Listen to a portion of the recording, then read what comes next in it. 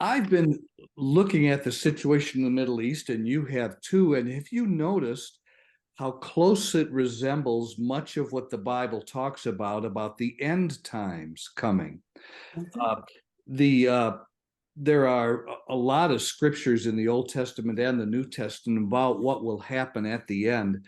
But this is really, to me, when I look at what's happening in Israel, it really looks very close to what the Bible describes as happening right before Jesus returns.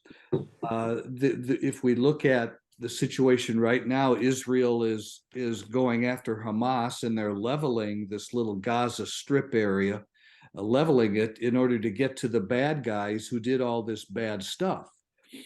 And the rest of the world over there that hates Israel is threatening to invade Israel, and maybe they will. I don't know.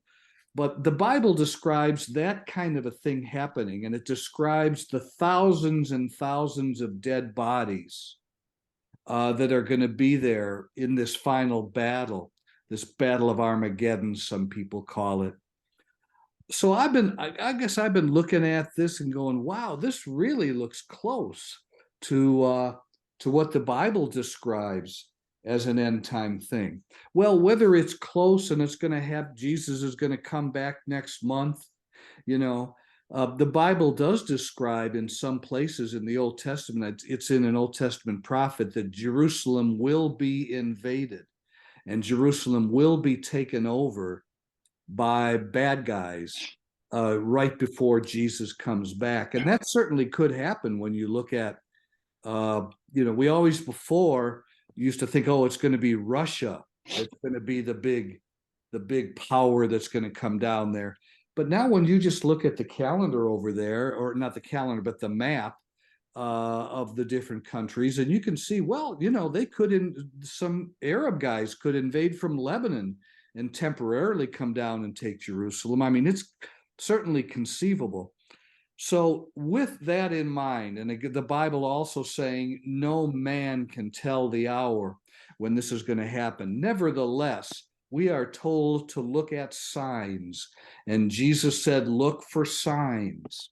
And as the worldly situation takes place, be aware of what's going on. So I was thinking, well, okay, that this kind of looks kind of familiar to us when we look at the world situation. What should you and I be doing if this is coming to the end of time, and it's, whether it's next month or 10 years or 50 years or whatever from now? The signs are certainly there, and I don't know anybody who's read the Bible at all who would say, "Oh no, I don't see any similarities at all there." There's some real stuff going on. What are you and I supposed to do? And my suggestion for this morning, just for this Bible study, is you and I, based on what the Bible says, and we're going to look at some parables here. Jesus wants you and me to be paying more attention to our own personal business affairs than ever before. Some people we know, when they think the world's coming to an end, we hear these people going in their little sects and going off into the wilderness and going on a mountaintop and waiting for the world to end. That's the exact opposite of what we should be doing.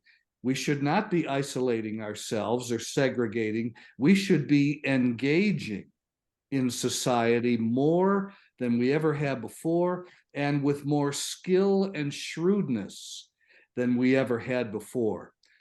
This would not be a time to go to Ashley Furniture and buy a new bedroom suite for yourself on an Ashley credit card that's going to charge you 33% for that bedroom suite. That's not shrewd business management.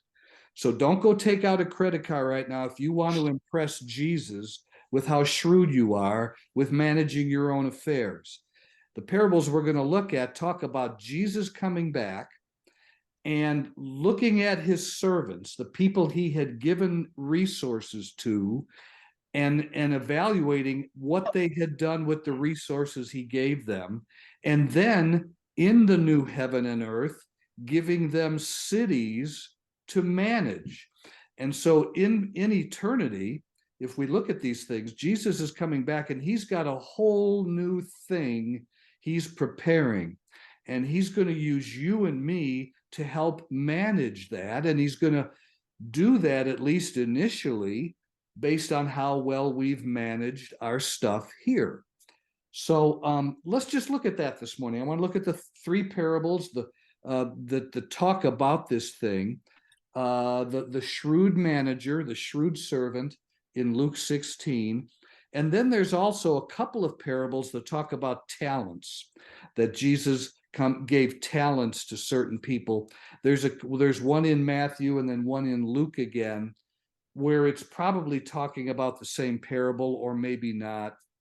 But those two things where Jesus comes back and gives rewards based on how well we managed what he gave us here in this world. So let's just look at that. And again, the point being, right now, guys, you and I should be shrewder than we've ever been before in dealing with our affairs here on the planet. Don't gamble, don't be stupid, don't throw it all up against the wall and think winning the lottery is what Jesus wants you to do. That's not, but be shrewd. Really look at your affairs right now.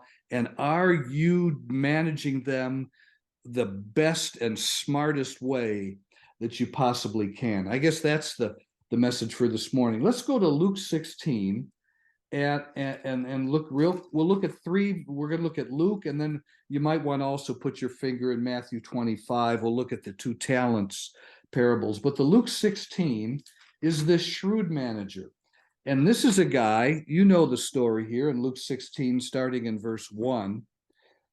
This is a guy who had mismanaged all of his stuff for a long period of time, and he hadn't been responsible. Well, then he finds out he's going to lose his job from the big guy. And so then he gets finally at the end real creative. In order to save his job, he gets creative and shrewd, and he cuts some deals. And the manager says, good, finally you got serious about this thing, and you did it right. So then that's that story, a guy getting serious right at the end with his management. And then it says at the end of this parable, Jesus is telling the story. He says, do the best you can with your unrighteous mammon, with the worldly materials and the worldly money you've been given to manage. Do the best you can with it, because when the time comes that whole money system fails, you're going to be taken in, and you're going to come to an everlasting home. But so be shrewd with what you've got, but it's going to fail anyway. So I'll just read real quickly. If you've got Luke 16 open here, verses 1 through 13.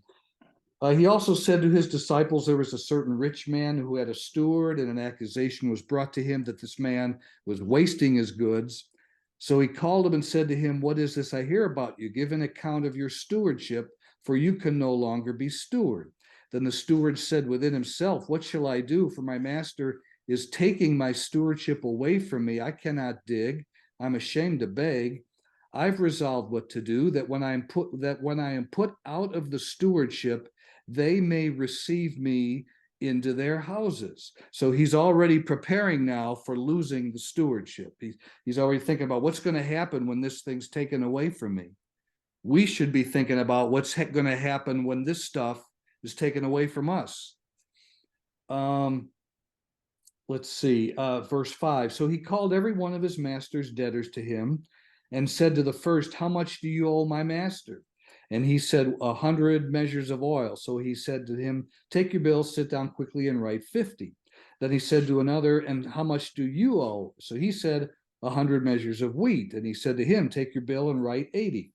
So the master commended the unjust steward because he had dealt shrewdly. For the sons of this world are more shrewd in their generation than the sons of light. What Jesus is saying there, you guys who follow me and you've been given stuff, I'd like to see a little more shrewdness out of you guys, a little more creativity when you're doing your business, when you're handling these resources. I'd like to see a little more of that stuff out of you guys, is what he said. Verse 9, and I say to you, make friends for yourselves by unrighteous mammon, that when they fail, and some versions say when it fails, when the unrighteous mammon system fails, they may receive you into an everlasting home. He who is faithful in what is least is faithful also in much, and he who is unjust in what is least is unjust also in much. Therefore, if you have not been faithful in the unrighteous mammon, who will commit to your trust the true riches? And if you have not been faithful in what is another man's, who will give you what is your own? No servant can serve two masters, for either he will hate the one and love the other, or else he will be loyal to the one and despise the other. You can't serve God and mammon. So you can't serve and set up the system for you to serve God in an everlasting kingdom if all you're thinking about is right now, because this right now is going to end. You've got to be thinking about the thing that comes next. Okay, so there's that one. The shrewd servant covers for himself at the last minute and starts acting like he should have all along with what his master had given him. Okay, let's go to Matthew 25, and we're going to look at two real quick parables again of this talents idea. And we're going to also look at Luke 19 in a minute. So stay in Luke, but also then turn back to Matthew 25.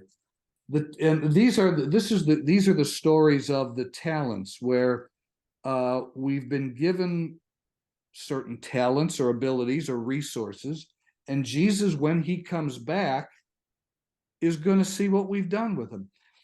I looked at these two parables that we're going to look at in Matthew 25 and Luke 19 are very similar. One is, there's disagreement, when you read the research on this stuff. Some theologians think that this is the same parable that Jesus told, but two different people interpreted it or remembered it differently. And then others say, no, they really are talking about two different things. It really doesn't matter, I don't think. But certainly there is a similarity between these two stories in Matthew 25 and in Luke 19. I tend to think, just and again, it's my own interpretation of it, when you read Matthew and when you read Luke, Jesus is telling this parable at about the same point in his ministry. He's about ready to go into Jerusalem in that final week before his death, before his crucifixion, and he tells this story. And I think it seems likely to me that Matthew was there and he remembered a number of details from it. Luke was not there, but Luke heard the story and wrote the story from other people who were there. And this is 30 years after it happened that these things are being written, these gospels. So people remember different things. And it could be between Matthew and Luke, we're having two different remembrances of the same parable, each one remembering some key details that the other one left out. So one thing with the Matthew 25, and this is verses 14 through 30 that we'll read here. This is the parable of the talents, and one key thing here, one distinction from Luke, is that each person was given different resources to begin with, and it says according to his abilities. And we know in life, where we just look at the 6 people on the screen here, the 6 little squares on the screen, each one of us is very unique. Each person, in these 6 squares has different talents, different abilities. And so God is going to give to you and me according to what our talents are. And he's going to give us management over something according to what we are good at. And then the expectation is, because we're good at it, and we're given something to manage according to our strengths, we should come up with something that's tangible. There should be something tangible that we come out of this with, that Jesus can say, oh, I can see, yeah, that's what you did with your talents. All right. Let's just, we'll quickly read through this. Matthew 25, 14 through 30. For the kingdom of heaven is like a man traveling to a far country, who called his own servants and delivered his goods to them. That's pretty much what Jesus has done with you and me. He's gone away. He's given us the Holy Spirit. He's given us gifts. He's expecting us to do something with it. Verse 15, and to one he gave 5 talents, to another 2, and to another 1, to each according to his own ability, and immediately he went on a journey. Then he who had received the 5 talents went and traded with them and made another 5 talents. Something I think I'll point out here in these 2 parables is we are supposed to trade. We are supposed to get into the business world and do things. We're supposed to use our stuff in the worldly systems and make something out of it. We're supposed to trade. So verse 16, then he who had received the 5 talents went and traded with them and made another 5 talents. And likewise, he who had received 2 gained 2 more also. But he who had received 1 went and dug in the ground and hid his Lord's money. After a long time, the Lord of those servants came and settled accounts with them. So he who had received 5 talents came and brought 5 other talents, saying, Lord, you delivered to me 5 talents. Look, I've gained 5 more talents besides them. His Lord said to him, well done, good and faithful servant. You were faithful over a few things. I'll make you ruler over many things. Enter into the joy of your Lord. He also, who had received 2 talents, came and said, Lord, you delivered to me 2 talents. Look, I gained 2 more talents besides them. His Lord said to him, well done, good and faithful servant. You've been faithful over a few things. I'll make you ruler over many things. Enter into the joy of your Lord. Then he who had received the 1 talent came and said, Lord, I knew you to be a hard man, reaping where you have not sown and gathering where you have not scattered seed. And I was afraid and went and hid your talent in the ground. Look, there you have what is yours. But his Lord answered and said to him, you wicked and lazy servant, you knew that I reap where I have not sown and gather where I have not scattered seed. So you ought to have deposited my money with the bankers, and at my coming I would have received back my own with interest. Therefore take the talent from him and give it to him who has 10. For to everyone who has, more will be given, and he will have abundance. But from him who does not have, even what he has will be taken away. Does that not say, guys, that when Jesus comes back, we want to have accumulated some stuff? There has to be something on the ledger that's tangible, that you and I have done with what we've been given on this planet, and we haven't wasted it. And because we want to be given more now in the next world to manage than we have here. This is training camp. This life here is training camp for the real deal that's coming. Verse 30, and cast the unprofitable servant into the outer darkness. There will be weeping and gnashing of teeth.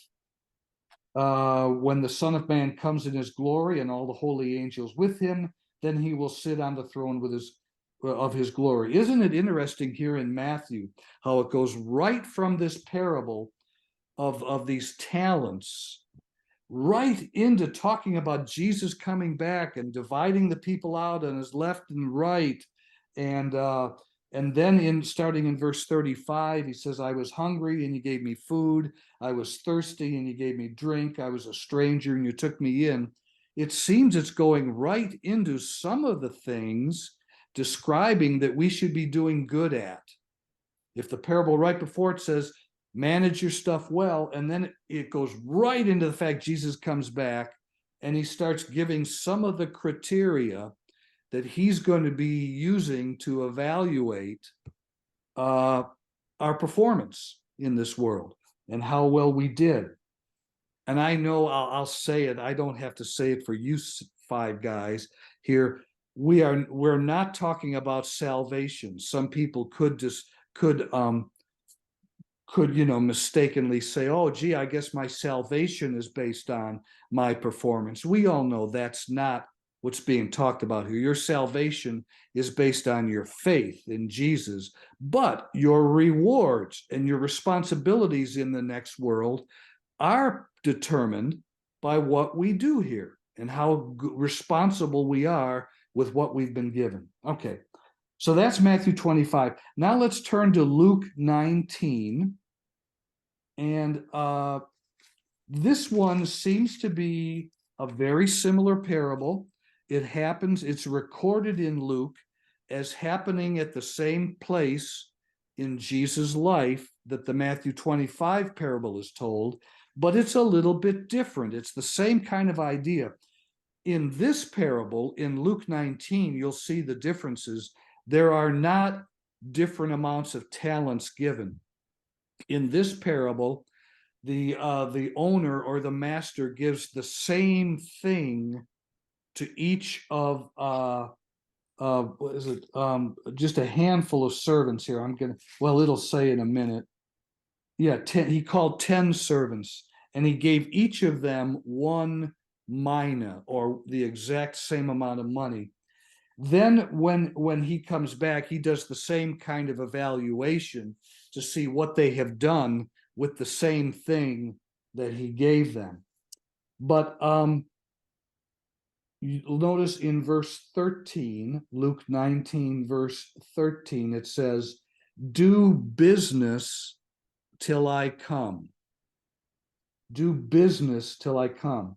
I also like verse 14 because this Luke 19 version of this parable, or whatever it is, seems to include the worldly situation. Matthew 25 did not as much.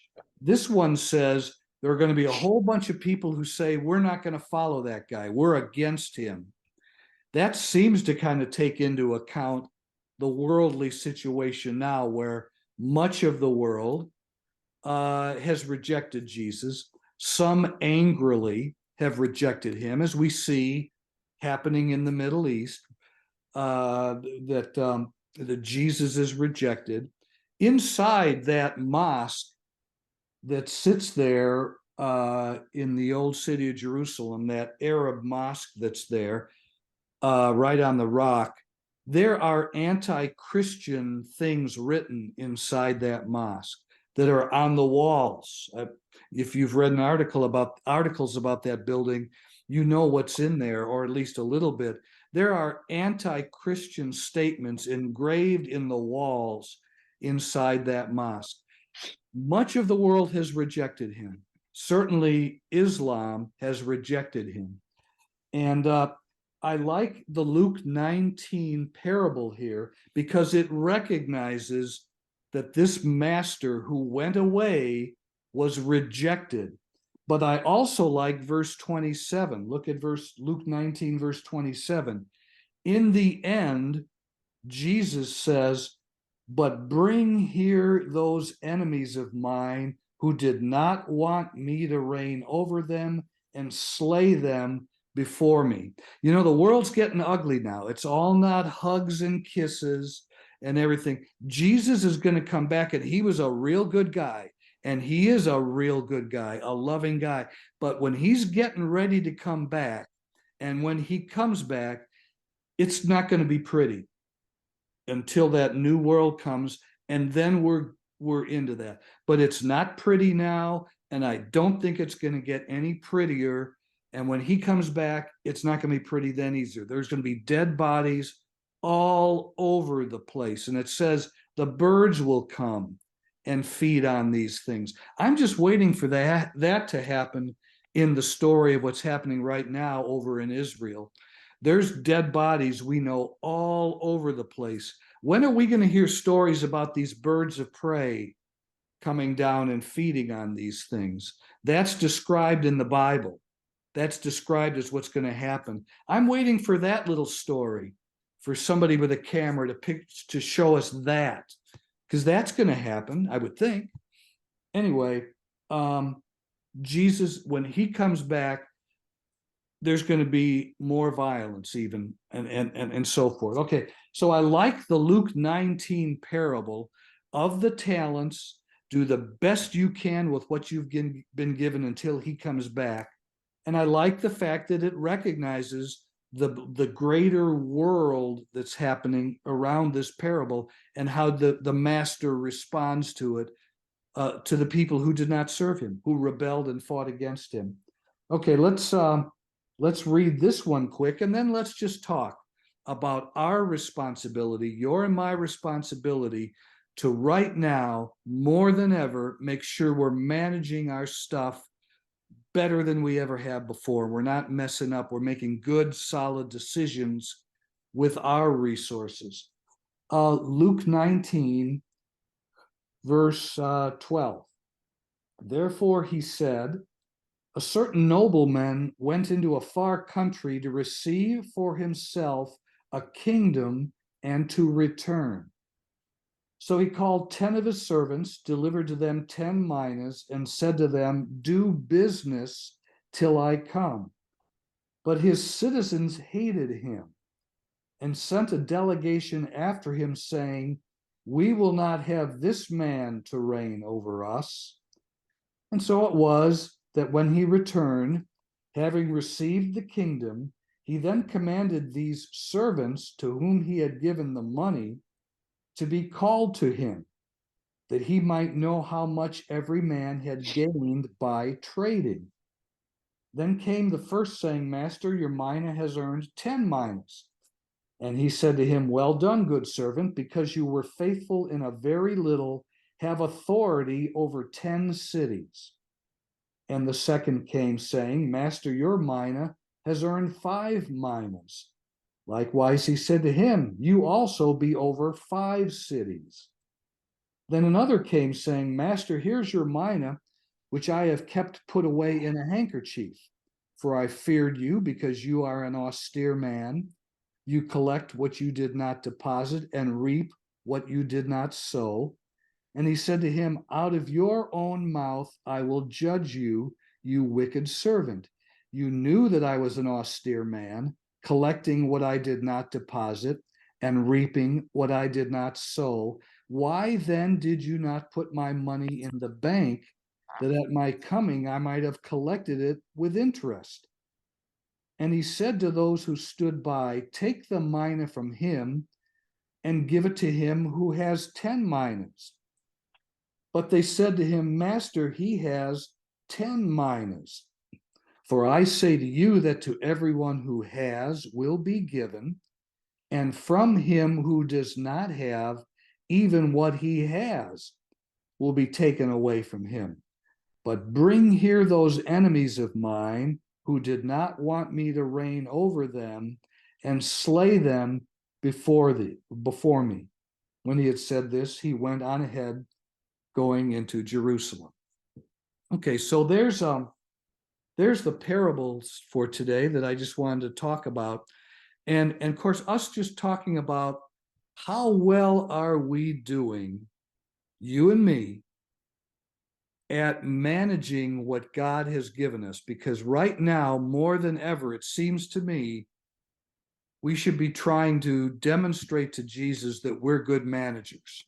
We're good managers of what we've been given.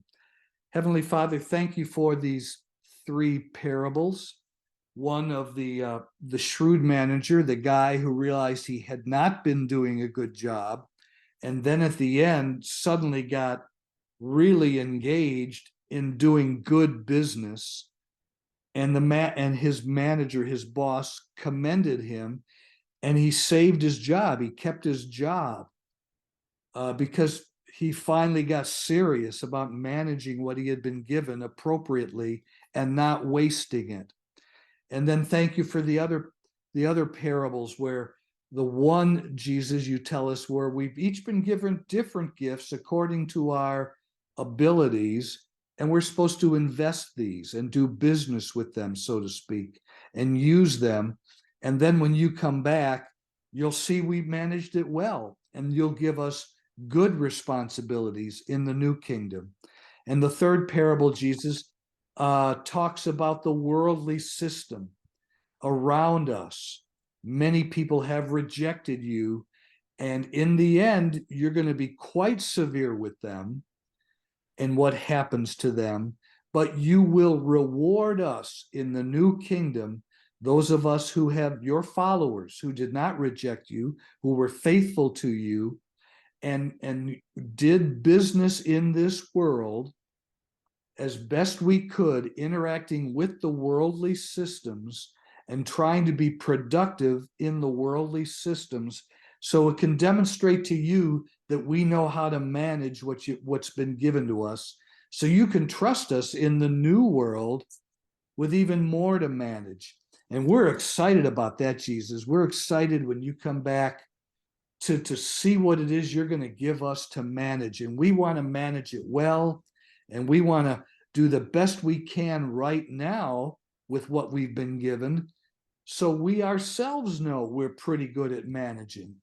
And you will then give us other things to manage, because we've demonstrated that we do a good job of managing this stuff.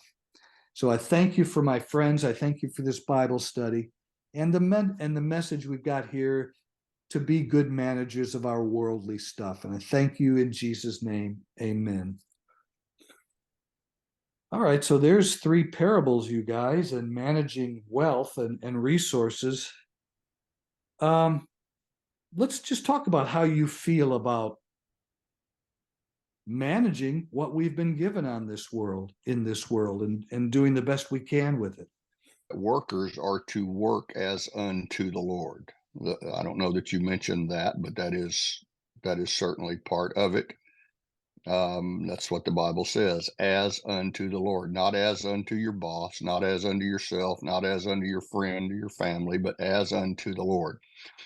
If we do that, then this will cause us to work with excellence and efficiency in everything we do to the best of our ability. Owners are to manage as stewards of God.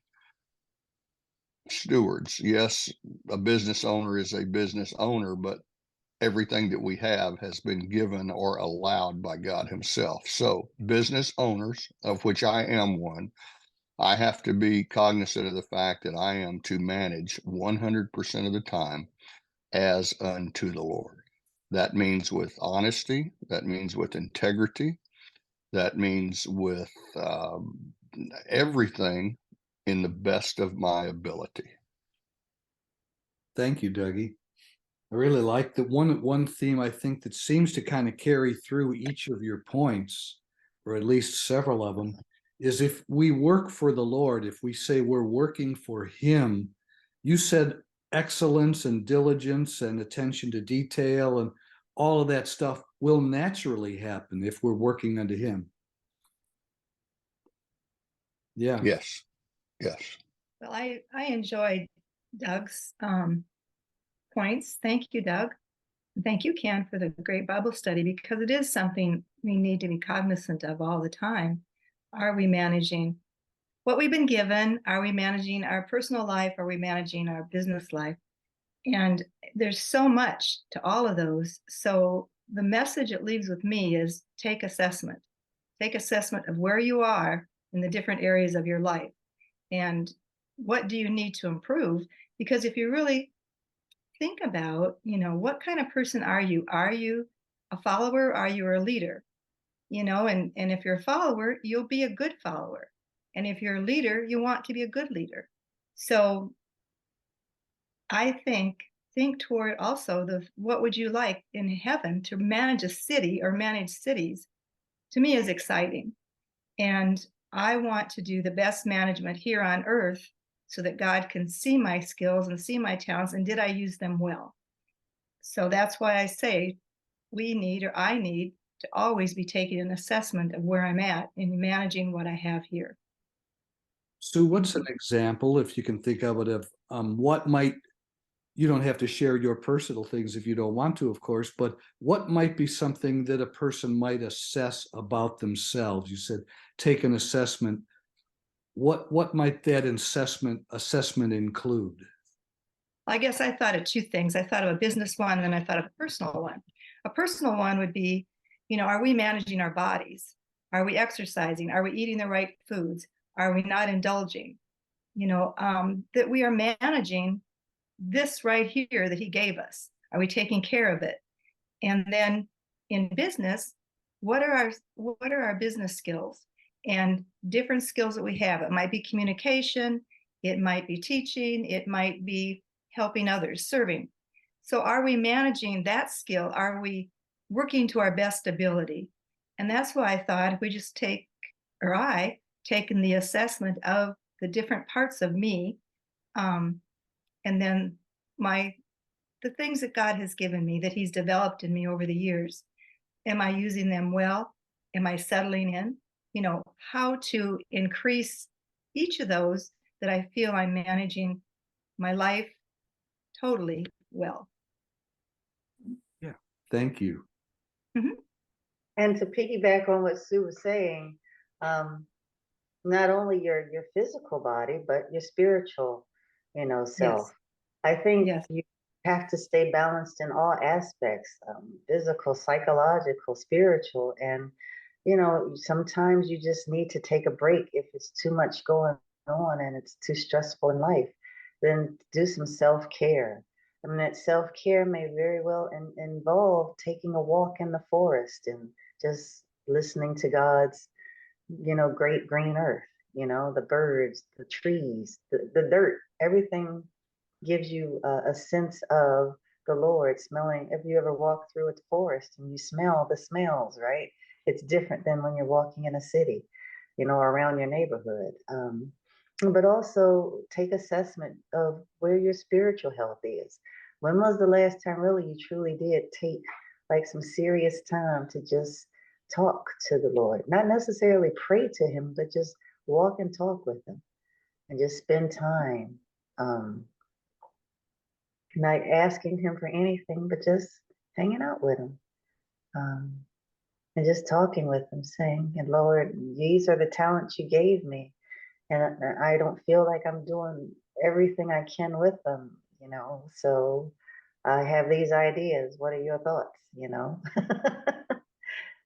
Yeah, so it's a lot to assess, not because you have so many facets of yourself, but also what Doug said about everything that we do is for the Lord because it's from the Lord. And so this comes back to that where Jesus is, the people are at the gates and they say, Lord, Lord, how you doing? And Jesus says, I don't know you. Right? And that's because you were doing things in my name, but in whose glory were you trying to get it in? Were you doing it for your own glory or were you doing it for my glory? So you weren't doing it for my glory, because if you were, I would see you and know you. All of that stuff you were doing was just for your benefit. It wasn't for mine. So you stick with yourself because you're not with me. So you just got to be aware and cognizant of all of those things to know that everything you have, we woke up this morning, the breath of life was from God. It wasn't because we just woke up and said, okay, let's start our day. Nope. There was a spirit of breath that breathed on us that said, you can get up today. You have another day. And that's a thank you because it's a gift. So I really liked, Deb, you said something a little bit ago about talking to the Lord, being at peace and having a nice, calm conversation with him. And then you said, asking him what he thinks about such and such. That's a really neat thought, that we might, that the master has given you talents, has given you resources, and now you sit back and you take the time to say to him, hey, how am I doing here? Do you have any ideas about how I can be doing this better?